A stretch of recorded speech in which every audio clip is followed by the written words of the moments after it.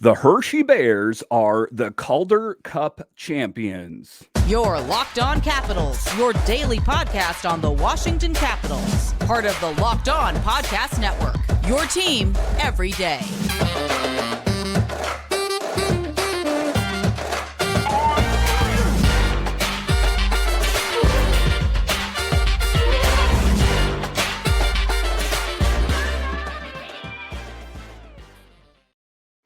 Well, hello and welcome into this edition of Locked On Capitals.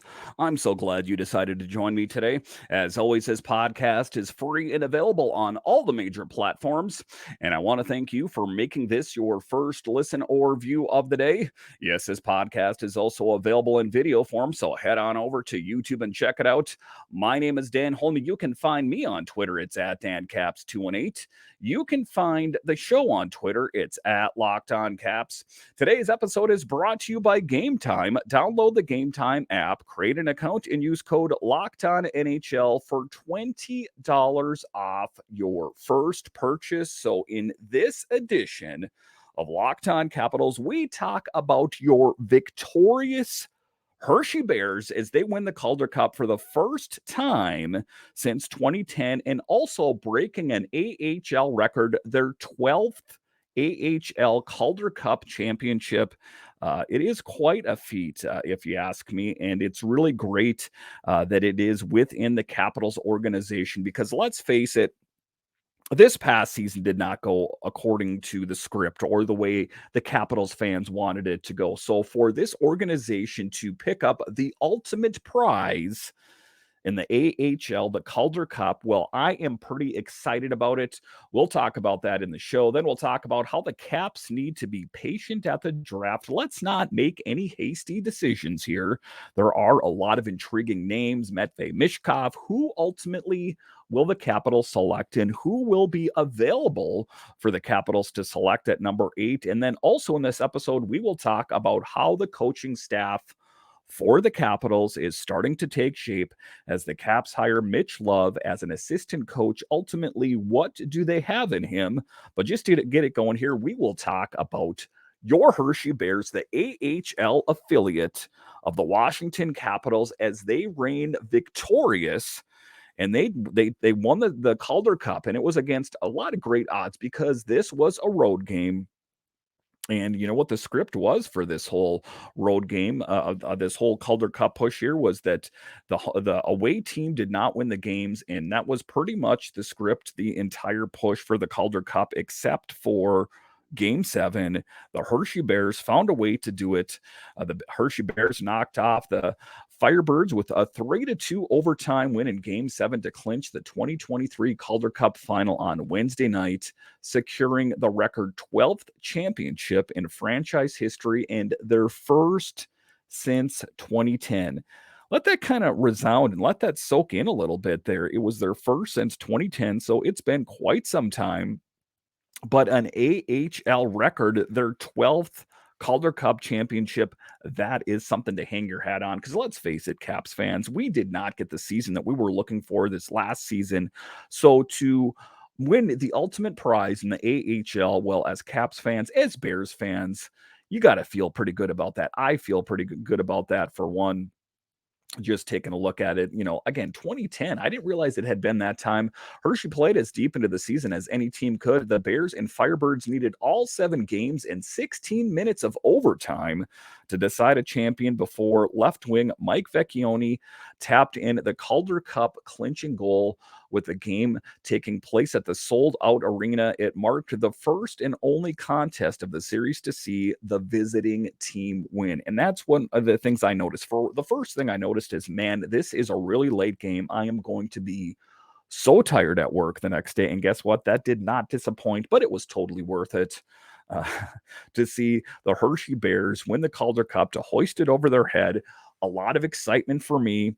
For a lot of reasons that they won, but also you got to know that looks pretty good for the coaching staff for the Bears. That looks really good for these guys that are kind of on the cusp. See Connor McMichael, see Hendrix Lapierre, Vinny Iorio, these kind of guys, a really great showcase. And above and beyond all of those players, Hunter Shepard, who just destroyed it, killed it, the entire push for the Calder Cup. Hats goes off to him. What are the long-term plans for him?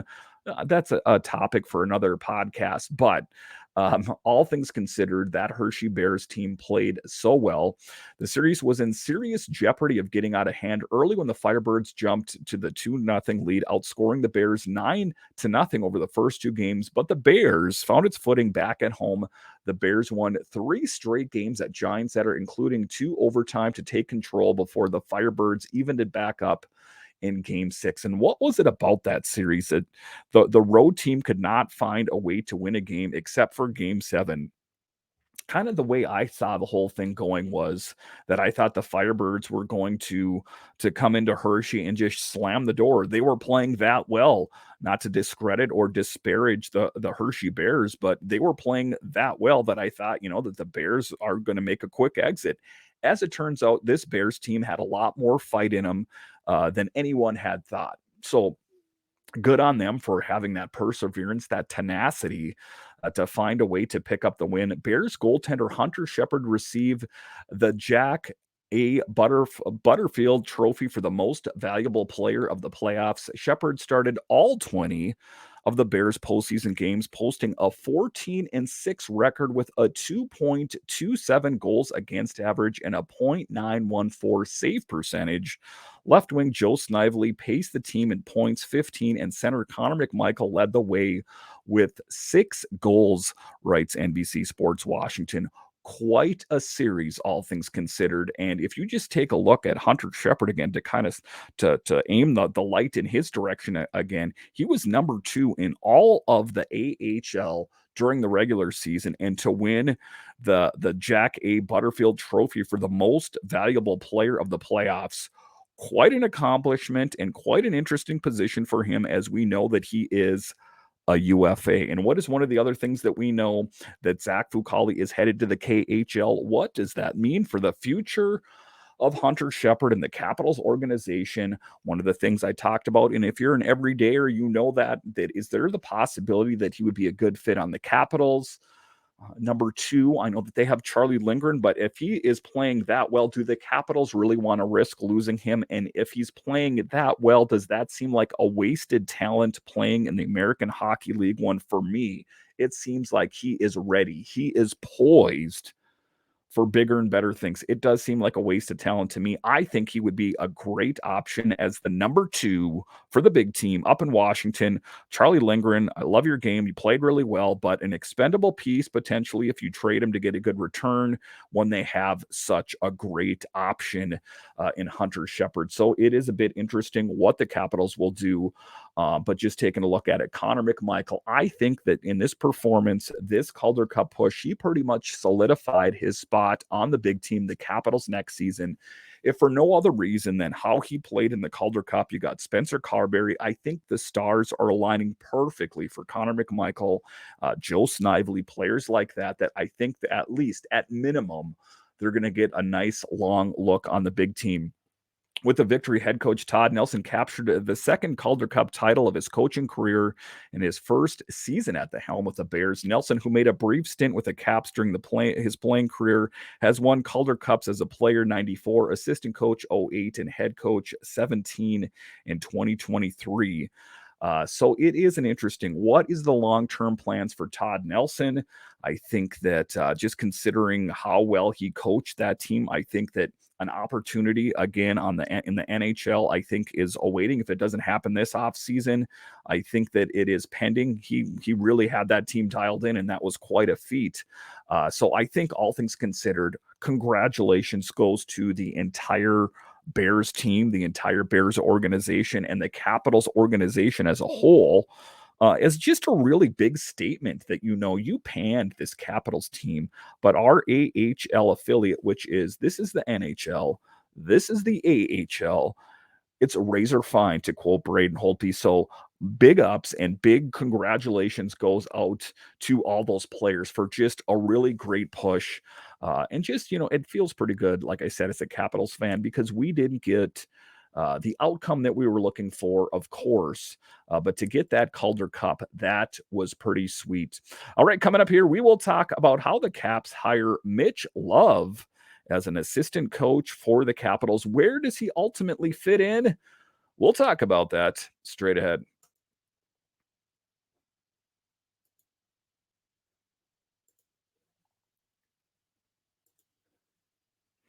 Our next partner here, our next sponsor, Bird Dogs. I love me some Bird Dogs because they're comfortable. Go ahead and throw away those cargo shorts. You should have thrown them away years ago. Bird Dogs stretch khaki shorts are designed to fit slimmer through the thigh and leg, giving you a truly sculpted look. Bird Dog shorts do the exact same thing as Lululemon, but fit way better. They fit way better than regular shorts, and they are made of a stiff, restricting cotton. Bird Dogs fix this issue by inventing a cloud knit fabric that looks and feels just like khaki and stretches so you get a way slimmer fit without having to sacrifice movement. And that's one of the things is comfort in men's clothing. So go to birddogs.com/locked on NHL for a free Yeti style tumbler with your order. That's birddogs.com/locked on NHL for a free Yeti style tumbler. You won't want to take off your Bird Dogs. We promise you.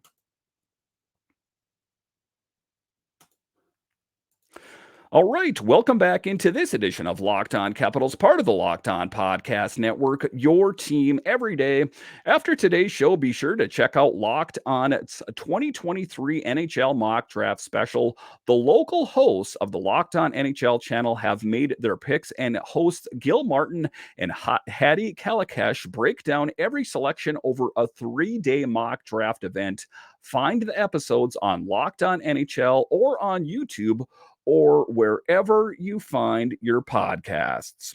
All right, welcome back into this edition of Locked On Capitals, part of the Locked On Podcast Network, your team every day. So, what is one of the big things that was done in the offseason? Peter Laviolette was shown the door, and the Capitals bring in Spencer Carberry, who was an assistant in the Toronto Maple Leafs organization. And there's some excitement that abounds there because he has the familiarity with the Bears players, with the Stingrays player, and he is not opposed to playing younger players. It's a big thing based on the fact that guess what? The Hershey Bears won the Calder Cup. And I think that at least several of those players are poised for bigger and better things. And what better coach to bring them along than Spencer Carberry? But the rest of the coaching staff is starting to take shape as the Caps hire Mitch Love as an assistant coach. Who are they ultimately getting in Mitch Love? Well, he was the head coach of the Wranglers in Calgary. He saw that team go to back-to-back Pacific regular season titles. Just as a player, what kind of player is he? He had a bit of snarl to his game. He was also been called a pest. What kind of coach he's going to be? Well, I mean, take a look at what he did with the Wranglers in Calgary. It only stands to reason that bigger things are coming. This emanates from the Jeff Merrick podcast here. It's the first notable coaching move by the Caps since naming Spencer Carberry their next head coach. The team parted ways with Labby, now the New York Rangers, immediately after the season's end in April, but it's unclear which assistants from last year have or have not retained. Love joins the Washington Capitals after 2 seasons behind the bench of Calgary's AHL affiliate, the Stockton Heat, in 21-22, and the Calgary Wranglers in 22-23, guiding the team to 2 first-place finishes in the Pacific Division. His departure from the Flames organization is far from surprising. He was a top candidate for the team's head coaching role, but he was passed over by former Heat head coach, Flames assistant Ryan Huska. So it is another player, former player, head coach of an AHL team. What do they have? So what do we know? We don't know a whole lot about him as a coach other than that back-to-back seasons, top of the Pacific in his respective team there in the AHL. How is that going to translate to the Capitals? I do like that he is a bit of a chirper. I like that he was a pest, if you will, like they're saying when he was a player. I don't know ultimately what that's going to mean as being an assistant coach for the Capitals. They're saying he's going to run the defense. So it is going to be interesting to see how this all unfolds. But again, I think, on paper, it seems like it's pretty good. Will it ultimately be a good fit? With Washington needing to retool on the fly to stay competitive during the end of the Alex Ovechkin era, their coaching moves support a progressive philosophy and make it clear their organization focus is getting what they can out of their young players, especially without a particularly high end prospect pool. Love has certainly done that in the minors, helping build a handful of Flames prospects the rate in the development track. So, what kind of success can he have with the Capitals? I guess it's a little bit too early to tell that, but it stands to reason that, potentially bigger things lie ahead for the Capitals, bigger things lie ahead for Mitch Love. So it is exciting that there is a coaching change. We knew that was going to happen. We know that, like we talked about, Lavi moved on to the Rangers, and we know that Spencer Carberry moved in, and this is the first selection. Again, we don't know a whole lot about his coaching philosophies other than, he had success in the AHL level with the Calgary Flames organization. So it's going to be interesting to see how it all unfolds. We also know that they're going to hire a coach to be running the power play as well. So all the positions have not been filled yet. It's going to be interesting to see how it all shakes out. But for right now, that is what we know, is that Mitch Love is one of the new assistants in the Washington Capitals organization. And I'll keep you guys updated on it this summer once we know a bit more about him, what his plans are, how he's going to work with Spencer Carberry, what can we expect from his coaching style, how is that going to manifest itself. Again, it's just the beginning stages as he was hired today, but excitement as the coaching staff for the Capitals is beginning to take shape. And as Caps fans, you should be excited, as it seems like it's just one more step closer to the regular season. I know that we're only in June here, closing in on July, but it's going to be coming sooner than you think. All right, coming up here, we will talk about how the Capitals need to be patient at the draft, don't need to make hasty decisions. Are they going to pick Metvei Mishkov? Is he going to be available, or will they pick someone else? We'll talk about that straight ahead.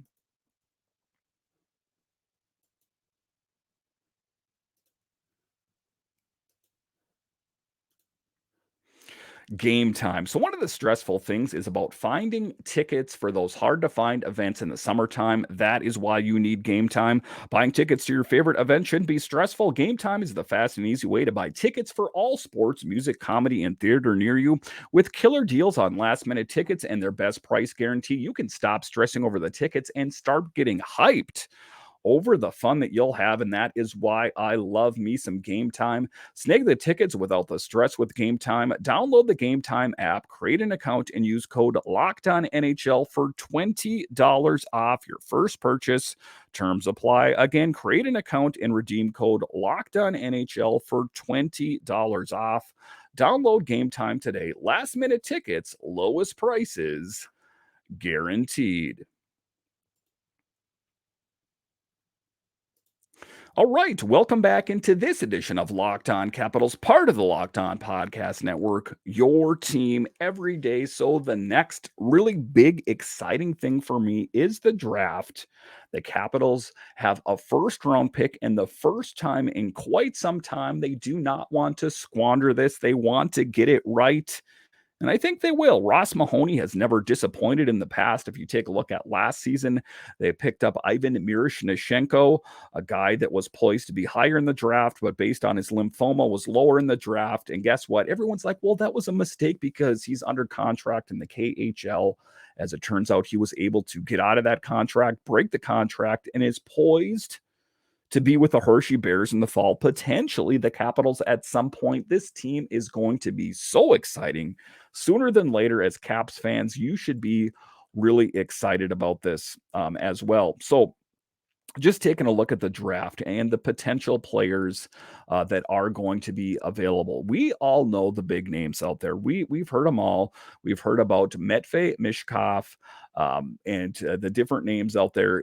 There's talk out there about why is he elusive and why isn't he available to interview? As it turns out, as I was talking to Locked On Prospects, he's actually on vacation in Dubai. He wasn't being elusive. He is just on vacation. And then my personal pick in the Locked On NHL's mock draft, Zachary Benson. I do think that either if they can get Matvei Mishkov or Zach Benson, ching, ching, ching, ching, ching, they won the lottery. A little bit about Matvei Mishkov is that he is the greatest player to come out of Russia since a guy maybe you've heard of, Ovechkin, and the other guy, Malkin. So a really great player, suffices to say. The only downside to him is that they're going to probably have to wait a couple years until he's available, but so exciting. And then you take a look at Zach Benson, a great shot, a little bit undersized, but has a great release. Just a lot to love about Zachary Benson's game. Just a really great player in it. He also was number 2 to Connor Bedard in scoring up in the WHL. So excitement abounds for the potential of who it could be. We don't know. There's trading up, there's trading down, but the one thing the Capitals have got to do is they've got to be patient. Washington will select in the top 10 for the first time since 2007. And for assistant GM Ross Mahoney and the organization, there's a lot that will go into play when looking at the draft board. A lot of things: patience, trading up, seeing what the options are. They need to get it right. We try to get every pick right in the organization, no matter what round we're in, Mahoney said, but there's more at stake when it's in the first round. Of course, that is the cream of the crop, the premier players. One name that continues to be of interest in everyone's radar going into Nashville is Russian sensation Matvei Mishkov. He has reportedly been nearly impossible to get in touch with, but as we talked about, he's on vacation in Dubai. And Russian outlets have also said that he has been told not to talk to NHL clubs. As we talk to NHL prospects, Haiti Kalakash, she said that is all ridiculous, and he is a guy that knows it. I agree with his assessment. When asked if the Caps have spoken to Mishkov, Mahoney wouldn't provide a definitive answer. Some people are saying he wants to come to the Capitals because of the Russian connection, if you will. Who am I talking about? Maybe a guy you've heard of, Alex Ovechkin, also Kuznetsov. There's been Dmitry Orlov and Samsonov, and just players over the years, many different Russian players. You know them all that have been here: Varlamov and Alex Semin, and just a lot of different Russian players. So this team is a Russian-friendly team. Is it possible that he is trying to position himself to be on the Capitals? Hey, if he wants to do that, I'm fine with that. I'm also fine with the fact if they have to wait a couple years for him to come to this team, well worth the wait if he is anything like Alex Ovechkin. We're still trying to finalize all of that as far as the interviews that we've got at the draft, so I can't give you a definitive answer.